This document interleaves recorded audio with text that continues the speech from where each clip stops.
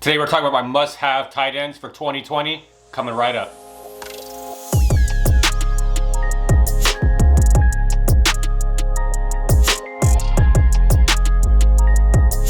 What's up, everyone, and welcome to another episode of the Gridiron Fantasy Football Podcast. Today is Friday, August 14th, 2020. And of course, I'm your host, Chip. Thank you so much for listening. And if you're a new listener, thank you so much for joining us as well. Please share this podcast. You can find us on Apple and Google Podcast, Spotify, Stitcher, and iHeartRadio. If you'd like to watch us, you can watch over at YouTube at Gridiron Fantasy Football. So please don't forget to hit subscribe so you don't miss another episode. And for today's episode, I was going to do another mock draft. And with all the news that broke this week, I decided to switch it up and actually do my must-have tight ends for 2020, because there's some big news that came out of San Francisco and Kansas City the other day. And, George Kittle signs an extension with the 49ers for a 5-year, $75 million extension. Big money, the biggest, contract for any tight end in history of the NFL. So, this guy is a must-have on your roster in a sense of for the 49ers. I mean, he is a do-it-all tight end. He's elite, and it's good that they locked him up for the foreseeable future.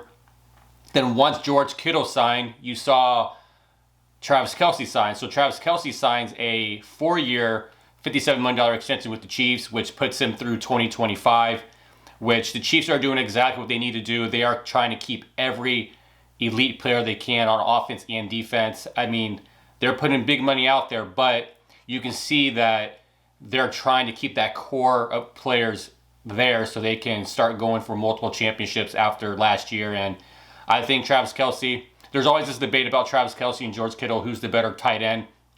I personally would always choose Travis Kelce over George Kittle. I think George Kittle is an overall better tight end from a just talent standpoint, but I think Travis Kelce is the better offensive weapon because he's in a better offense. So if I had to choose between Jimmy Garoppolo or Patrick Mahomes, I'm taking the tight end that has Patrick Mahomes.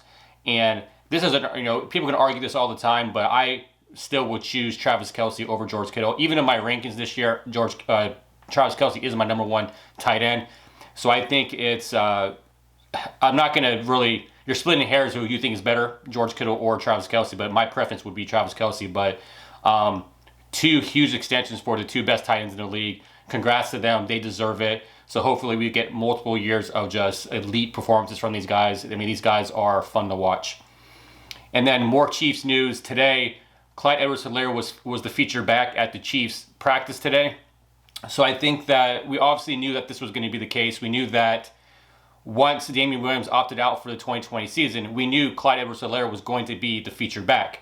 Now, it was said, obviously, Andy Reid has said that things weren't perfect. He's a rookie, still trying to learn things as he goes. So, of course, there's going to be hiccups along the way. But it just goes to show that he's going to be drafted high. He's meant to be drafted high because he definitely is going to get the opportunities. That's what I've been saying all along. Once he got Damian Williams out of the way, in a sense of him opting out, the workload is there. Yeah, they do have DeAndre Washington to kind of be that guy for maybe, third down, utilization and everything like that. But I do think having him in practice being the featured back is only going to obviously help him. So I think I'm still concerned for him to see how he's going to do in the real season. Once this, because everyone says once you transition from college to the NFL, the game is a lot faster. So I hope that he's able to transition seamlessly. So if he can, obviously you drafted him high in your draft is going to be a plus, but it's good to see that he's been obviously being the feature back in practice. And then there's reports out of Chicago that indicate that Mitch Trubisky will be the Week 1 starter over Nick Foles.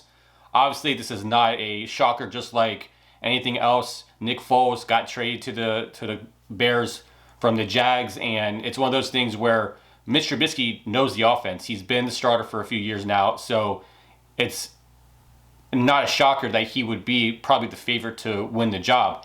Now, he is on a very short leash, so I don't see him, one mistake from Mitch Trubisky, they're going to put Nick Foles in. They're just trying to find the time and the place to do it.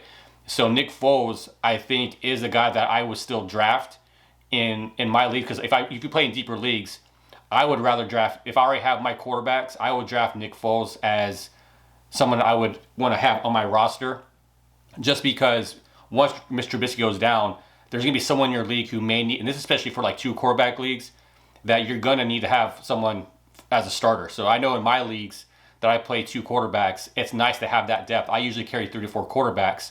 So every year I try to draft, like last year I drafted, or the year in 2018, Tyrod Taylor was the Browns starter going into the season, but I went ahead and drafted Baker Mayfield. And my quarterbacks that year were Mr. Trubisky, Patrick Mahomes, and Baker Mayfield. I think you have to look at it that way in your drafts, that yes, Mr. Trubisky will be the starter. Now, if you're in a 1 quarterback league, it doesn't matter. You're not going to draft Mr. Trubisky or Nick Foles. But it's for those leagues that play in maybe 16-team leagues or play in a 2 quarterback league. I still will draft Nick Foles over Mr. Trubisky, just from my point of view. And then the Patriots signed running back Lamar Miller and then placed him on the PUP list. He is coming back from an ACL injury, so obviously they're just being careful with him, which once he signed, it really took away from the stock of Damian Harris. But now that Lamar Miller has been put on the PUP list, your focus has to be on Damian Harris still, because if Lamar Miller's not ready for the season, well, Sony Michel's not ready for the season, Damian Harris seems to be the guy to draft. So I would still have Damian Harris on your radar. Now, obviously, this changes if Lamar Miller comes off the PUP before September. Then Lamar Miller is the running back to own for the Patriots.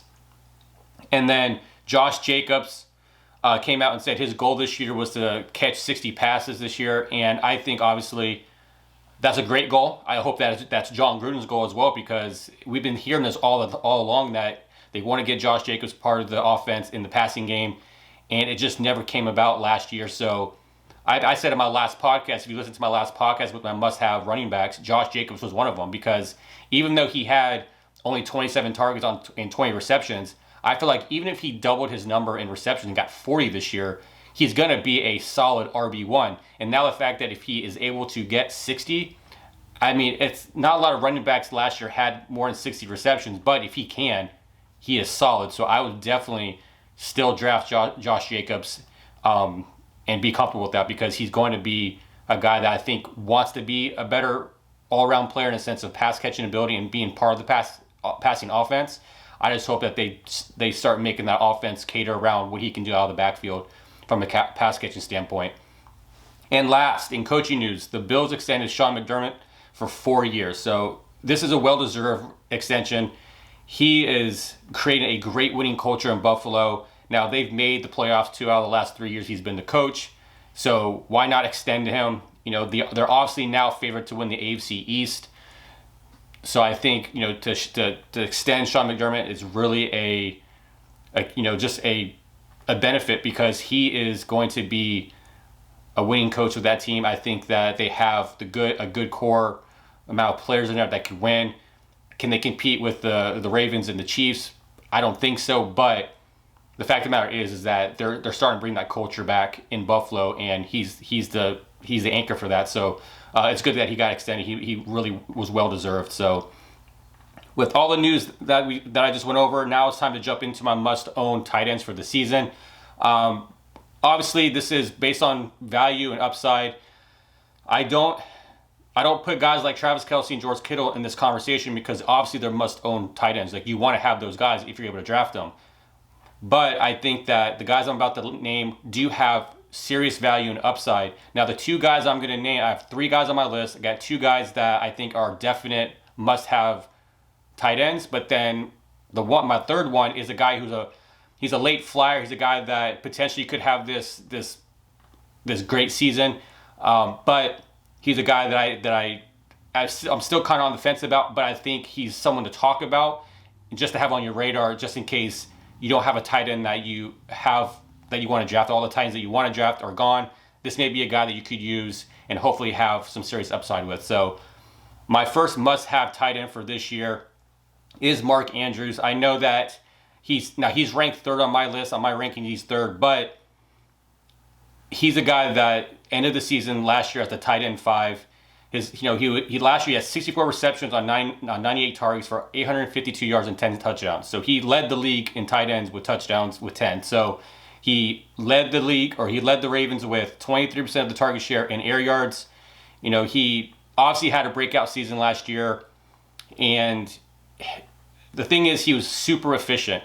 Now, he only played 44% of the Ravens snaps. So when you got a guy who has that good of numbers and 44% of the snaps, obviously that's extremely efficient. So obviously when he was in the game, he was targeted. And with that being the case, he played 66% of the snaps from the slot, and he led all tight ends with 51 receptions from the slot. So obviously they're trying to utilize him as a mismatch, and it showed last year. He continued to be Jackson's top target overall, and top red zone target with when Andrews was in the game. That's where Lamar Jackson went, especially in the red zone. Now, obviously Andrews is great against man coverage. He's able to create separation. I know that most people are a little bit down on Lamar Jackson's passing ability, but I really think that Lamar Jackson has a better season this year from a passing standpoint. I think he runs less, but passes more. I think he becomes more efficient. I think he becomes, a guy that we can see still throw for 37 touchdowns. The only thing I think a little concern I have with Mark Andrews is that I think Marquise Brown actually emerges this year. I think he's another breakout guy that could take some targets away from Mark Andrews. But as we saw, Mark Andrews is always targeted in the red zone. All of his touchdowns came in the red zone. So I think that we're going to see someone like Marquise Brown stretch the field and maybe have long plays for touchdowns. But I think when it comes down to anything inside the 20, Mark Andrews is the guy. And I still think that Mark Andrews has the potential to be a top 5 tight end. And obviously it's favorable that he has the strength of schedule that he has. He has one of the easiest strength of schedules. So that also benefits him as well. So I think that, Mark Andrews definitely is something that you're going to have to draft early, but I don't think you'd be disappointed if you do get him, because he definitely has the potential to be a great tight end this year again. Now, my second guy I have on my list is Mike Gesicki. Now, I know this is kind of one of those odd picks, but last year he ended the season as the tight end 12. Right now, he's on my ranking as my tight end 11. Last year he had 51 receptions on 89 targets for 734 yards and 3 touchdowns. Now, he did have 15% of the target share behind Devontae Parker and Preston Williams. Well, now if you look at what happened with Miami right now, they lost Allen Hurns. They lost Albert Wilson doing the opting out of the season for this year. And then you look at Preston Williams. He is not completely healthy, and it's not sure that he's going to actually start week 1. So where are the targets going to be? The targets are going to have to go to Devontae Parker, and they have to go to Mike Gesicki. So I think that right now he is primed to have a breakout season. Now, with all that being said, that's why I'm big on Mike Gesicki this year, because of what I just mentioned. How can he not break out if they use him? Obviously that he's the second guy in line right now for targets if Preston Williams isn't there. So, last year he played most of his snaps from the slot. He led all tight ends with 72% of his snaps coming from the slot. So that's also a benefit because he's a big physical mismatch tight end. And then you also add Chan Gailey to the mix, where he's known for utilizing the tight end position. And last year Mike Gesicki had 10 end zone targets with 4 touchdowns. So, he's obviously being targeted in the red zone. And then also his average depth of target was 11.5 yards. So if that's something that is beneficial for a guy that you want as a tight end, a guy that is in the slot, can create a mismatch, then also he's being stretched down the field. That's definitely all positives. And also, why not see a positive touchdown regression for Mike Gesicki? He had 4 touchdowns last year, but I think he has more opportunities this year, especially with the receivers being opted out of the season. So just like Mark Andrews, he does have another favorable strength of schedule. So with that, he's great value at the tight end. He's somebody that if you can't get somebody like Kelce, Kittle, Andrews, Waller, I think Mike Gesicki is a great guy to wait back on in the draft, fill your depth of your roster, and grab him late. I think that's a great thing, because then you can possibly get a guy that's obviously great value and can be you can grab him late and have tight end 1 upside. So I personally think Mike Gesicki is going to have a great season. This is all just my opinion, obviously, but I do think that there's things lining up. Now, if Preston Williams was starting the season healthy, Allen Hurns was still there, Albert Wilson was still there, yes, I probably won't be choosing Mike Gesicki as a must-have tight end, but things are lining up so much for him. So I think that's the potential of him going off this year. Now my third tight end. Now this, like I said, this is a must-have flyer tight end. This is a guy that I personally like. So my number 3 bonus tight end that I have for my must-have tight ends is Noah Fant. Now last year he ended the season as the tight end 16. Right now he's ranked at 14. Last year he had 40 receptions on 59 targets and 560 yards with 3 touchdowns. Now Noah Fant led all rookie tight ends in receptions, targets, and receiving yards. Now his yards after catch per reception was first in the NFL with 8.3 yards. Now he lined up in the slot 30% of the time. Now Fant was looking like after last season, before the draft and before free agency, Noah Fant looked to be the number 2 target for Drew Lock. However, obviously when they added Jerry Jeudy, they added Melvin Gordon, obviously 2 guys that are going to take targets away from Noah Fant. That's unfortunate because I will eat into his targets. But last year in the tight end position, they totaled the tight end position for the Denver Broncos totaled 95 targets. So I still think there's still potential there with Noah Fant to actually do something with those targets. I know that being in the new system, Pat Shurmur's there now, so I hope that helps increase some of his target share, which I'll get to in a second. But I just think there's enough targets there at the tight end position where Noah Fant can be efficient and hopefully have a season that Mark Andrews had, where you don't have to have a lot of snaps or a lot of targets or receptions, just be very efficient, hopefully in the red zone. So with that being said, I do think that the addition of Pat Shurmur will help Fant, especially if Shurmur uses Fant like he used Evan Ingram in New York. When Ingram saw 20% of the target share under Shurmur, which if that happens with Fant, and he plays more snaps in the slot, you're going to see mismatches. You're going to see favorable things happen with Noah Fant when it comes to touchdowns and everything like that. So I think he's going to flourish. I think with Pat Shurmur, they're going to know how to use him. Because I do think with Jerry Jeudy being a rookie receiver, it's hard for rookie receivers to adapt to the NFL. Obviously now with the offseason being the way it is, I do think that Noah Fant will still be the number 2 target right now until Melvin Gordon gets acclimated. Obviously, Jerry Jeudy, but obviously Courtland Sutton's going to be the number 1 guy, but I do see Noah Fant still doing something with that. He's very athletic, and he's a mismatch and can create big plays.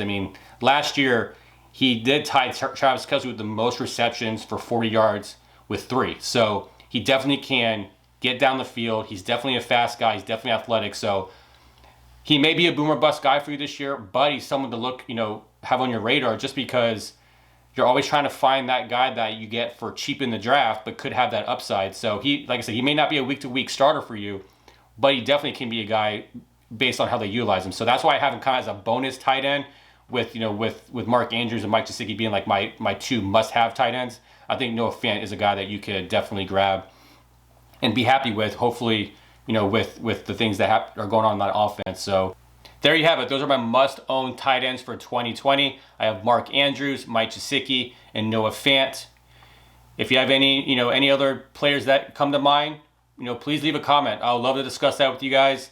So thank you so much for listening today. So I want you to please like and comment and share on these YouTube videos and also on the podcast, because I'm going to be doing a jersey giveaway before the season starts. I have a signed jersey that I will be giving away to one of the listeners.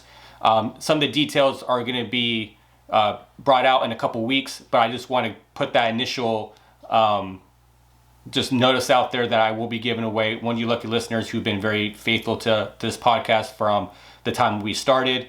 That I want to give you guys something, so I have a jersey that I'm going to give away. So like I said, those details will come in the next coming weeks. But like I said, if you can just please just share this podcast with your friends and family, I'll be very grateful. On the next episode, I'll be doing another mock draft. I'm going to post that tomorrow. It is a 2-quarterback, 10-team mock draft. I think it's another dynamic for leagues out there. I know for me, I play in a 2-quarterback league. Now my leagues is an auction league, so it's a little different. But the setup will be 2 quarterbacks, and it's going to be a snake draft with 10 teams, because it's kind of hard to be able to do a 12-team 2-quarterback draft because there's just not enough quarterbacks for that. So that'll be dropping tomorrow. So please don't forget to hit subscribe so you don't miss that episode tomorrow. If you want to find us on social media, you can find us on Twitter and Facebook at the Gridiron Pod, and on Instagram at Gridiron Fantasy Football. So that's it for today. Have a great day, and thank you so much for listening. See you all in the next episode. Take care.